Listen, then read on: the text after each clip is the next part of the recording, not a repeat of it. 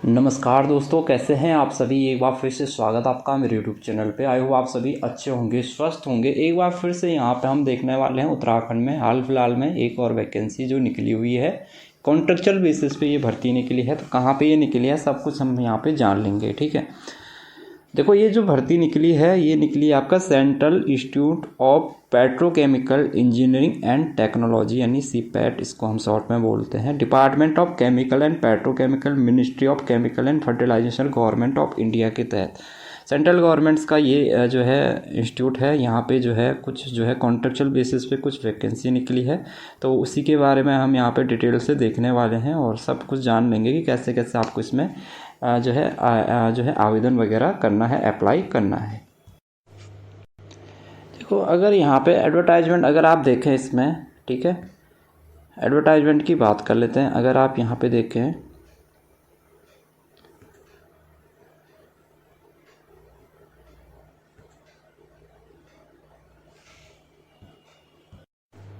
तो उत्तराखंड वाली जो पोस्ट है उसी के बारे में हम यहाँ पे बात करने वाले हैं। हालांकि क्योंकि ये सेंट्रल गवर्नमेंट्स की, इसमें और भी इसके सेंटर्स हैं, जहाँ जहाँ पे सेंटर्स वहाँ पे भी इसकी भर्ती निकलती रहती है।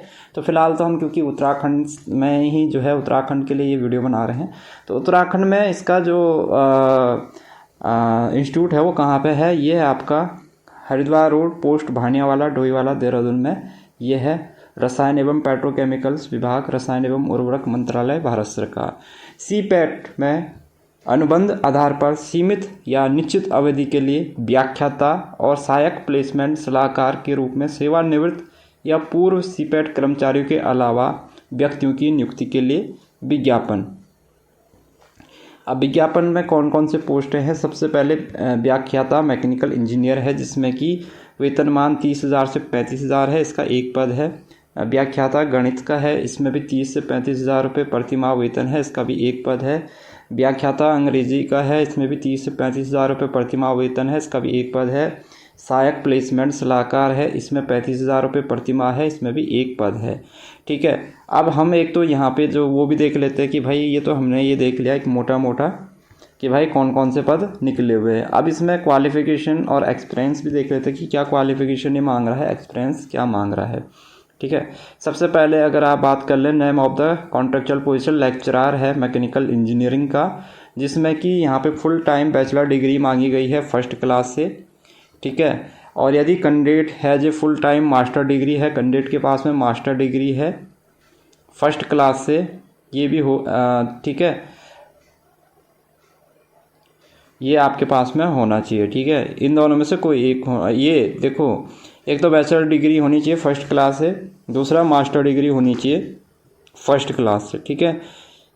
एक्सपीरियंस की बात कर लेते हैं। 1 साल का एक्सपीरियंस मिनिमम यहाँ पे मांगा गया है पॉलिटेक्निक या इंजीनियरिंग कॉलेज का, ठीक है। अब ये किसी भी पॉलिटेक्निक या इंजीनियरिंग कॉलेज का 1 साल का यहाँ पे एक्सपीरियंस मांगा गया है। और जो प्रेफरेंस होगा salary given to mechanical engineering या M Tech holder with first class. तो जिन्होंने मैकेनिकल इंजीनियरिंग या एमटेक कर रखा है फर्स्ट डिवीज़न से, उनको ही ज़्यादा प्रेफरेंस देंगे, क्योंकि जो फील्ड है, जो पोस्ट है वो निकली है मैकेनिकल इंजीनियरिंग के लिए, लेक्चरर की निकली है, तो पहले प्रेफरेंस ये इन्हीं को देंगे। तो यहाँ पे देखो बीटेक एमटेक मांगा गया है यहाँ पे, और एटलीस्ट 1 साल का टीचिंग एक्सपीरियंस भी ये मांगा गया है मैकेनिकल इंजीनियरिंग या पॉलिटेक्निक या किसी इंजीनियरिंग कॉलेज का।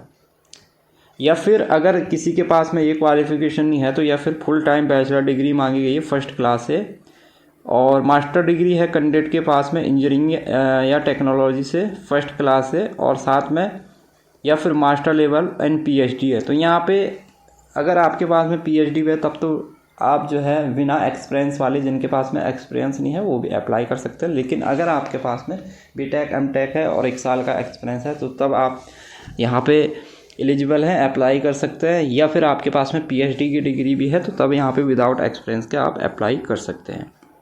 30 से 35,000 रुपये पर मंथ यहाँ पे सैलरी है। एज की बात कर लेते हैं तो 65 ईयर्स तक के यहाँ पे अप्लाई कर सकते हैं। अगर जो कॉन्ट्रैक्ट है फ़िलहाल ये 1 साल के लिए यहाँ पे लिया गया है, और इसको रिन्यू करेंगे 3 साल के लिए, ठीक है। तो मिनिमम अभी 1 साल के लिए इन्होंने निकाला है, लेकिन ये रिन्यू होगा आपका 3 साल के लिए। गवर्नमेंट ऑफ इंडिया का है, तो ये रिन्यू आपका रहेगा। अगला लेक्चरर है मैथमेटिक्स का, इसमें फर्स्ट क्लास मास्टर डिग्री मांगी गई है या और मास्टर ठीक है, मास्टर डिग्री आपकी फ़र्स्ट क्लास मांगी गई है किससे, मैथमेटिक्स से, और 1 साल का टीचिंग एक्सपीरियंस यहाँ पे मांगा गया है किसी भी पॉलिटेक्निक या इंजीनियरिंग कॉलेज में। प्रेफरेंस यहाँ पे मैकेनिकल इंजीनियर एमटेक वालों को ज़्यादा देंगे। ये भी यहाँ पे भी सैलरी 30 से 35 हज़ार है और 1 साल के लिए कॉन्ट्रेक्चुअल पोस्ट है। फिलहाल 1 साल का कॉन्ट्रैक्ट है, लेकिन ये भी रिन्यू होगा 3 साल के लिए।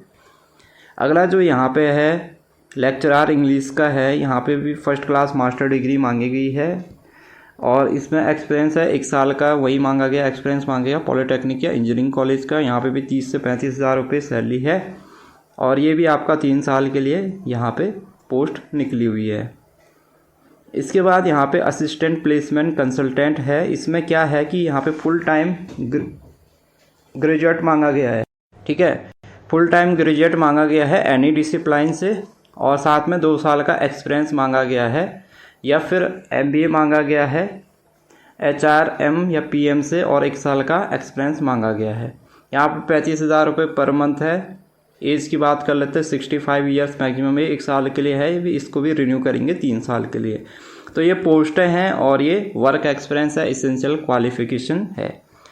General instructions and term and conditions भी अगर देखें इसका देख लेंगे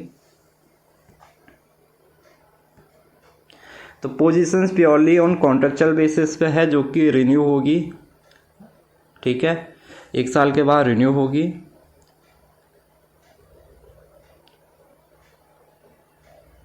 इनकम्प्लीट या अनसाइन एप्लीकेशंस जो है ये क्या कर लेंगे, रिजेक्ट कर देंगे। और अगर ज़्यादा कैंडिडेट यहाँ पे आते हैं तो यहाँ पर रिटन एग्ज़ाम्स भी ये करवा सकते हैं। लिस्ट ऑफ एनक्लोजर में तो क्या क्या आपको डॉक्यूमेंट्स लगाने हैं, 10th की marksheet certificate as a proof, 10th का तो लगता ही लगता है उसमें डेट ऑफ बर्थ के लिए। उसके बाद copies of education qualification, copies of previous employment letter including salary slip. तो अगर आप कह ले कहीं पे आप काम किया है आपने तो उसका एम्प्लॉयमेंट लेटर आपको ले जाना है, सैलरी स्लिप भी आपको ले जानी है, बॉन्ड डिटेल्स भी आपको यहाँ पे रखनी पड़ेगी, ठीक है। और यहाँ पे सैलरी सर्टिफिकेट का आपका कॉपी आपको ये रखना है, ये एप्लीकेशन फॉर्म के साथ भी आपको इसकी फ़ोटोकॉपी लगाना है। आइडेंटिटी कार्ड आपको लगाना है, सेल्फ अटेस्टेड फोटोकॉपी सारे डॉक्यूमेंट्स की। आपके पास में वैलिड ईमेल आईडी होनी चाहिए। और यहाँ पे एप्लीकेशन फ़ी की बात कर ले तो कोई भी एप्लीकेशन फ़ीस यहाँ पे आपको नहीं देनी है इस फॉर्म को भरने के लिए, ठीक है। कोई भी एप्लीकेशन फॉर्म की जो है फ़ीस नहीं है यहाँ पे, तो एप्लीकेशन फ़ीस यहाँ पे 0 रुपीज़ है। गुड वर्किंग नॉलेज होना चाहिए कंप्यूटर का आपको। एप्लीकेशन जो आपको फिल करके कहाँ पे फिल भेजना है, director and head CPAT central for skilling and technical support, Haridwar road, post Bhaniyawala Doiwala, Dehradun 248140। इसी पे आपको जो है एप्लीकेशन फॉर्म यहाँ पे भेजना है, ओके। ये इसमें टर्म एंड कंडीशन दे रखे थे। चलो एप्लीकेशन फॉर्म भी इसका देख लेते हैं। एप्लीकेशन फॉर्म आपको ऑफलाइन ही इसका भेजना पड़ेगा, तो इसको भी ओपन कर लेते हैं, देख लेते हैं एप्लीकेशन फॉर्म कैसा है इसका। तो ये इसका एप्लीकेशन फॉर्म है, ठीक है। Application for contractual management for limited और फिक्स पीरियड इन CPAT। तो ये एप्लीकेशन फॉर्म का लिंक मैं वीडियो के डिस्क्रिप्शन में दे दूंगा, वहाँ से इसको डाउनलोड कर लेना है। इसी फॉर्म को आपको फिल करना है और इसका प्रिंट आउट निकाल के इसी फॉर्म को आपको भेजना है, ठीक है। तो यहाँ पे पूरा एप्लीकेशन फॉर्म दे रखा है, PDF फॉर्म में मैं आपको अवेलेबल करवा दूंगा। ये तो डॉक्यूमेंट्स फॉर्म में है, मैं PDF फॉर्म में आपको अप्लाई जो है यहाँ पे दे दूंगा, ठीक है। तो ये मैंने इसमें एडवर्टाइजमेंट आपको दिखा दिया है। क्वालिफिकेशन एंड एक्सपीरियंस का मैं PDF का लिंक वीडियो के डिस्क्रिप्शन में भी दे रहा हूँ, इंस्ट्रक्शंस एंड कंडीशंस वो भी मैं दे रहा हूँ, एप्लीकेशन फॉर्म का भी मैं दे रहा हूँ, ठीक है। समझ में आ गया एडवर्टाइजमेंट क्या है और कैसे भेजना है। तो ये ऑफलाइन आपको भेजना है, ठीक है। यहाँ पे लिखा है कि ऑफलाइन आपको ये भेजना है। लास्ट डेट देखो कब है इसकी ऑफलाइन भेजने की, वो है 28 जनवरी 2025 इसकी लास्ट डेट है। तो आप स्पीड पोस्ट से आप इजीली भेज सकते हो, आराम से पहुंच जाएगा। जिस इनवलप के अंदर आप ये भेज रहे हो उसमें बाहर से लिख देना किस पोस्ट के लिए अप्लाई कर रहे हैं, उसका नाम भी यहाँ पे आपको लिख देना है, ठीक है।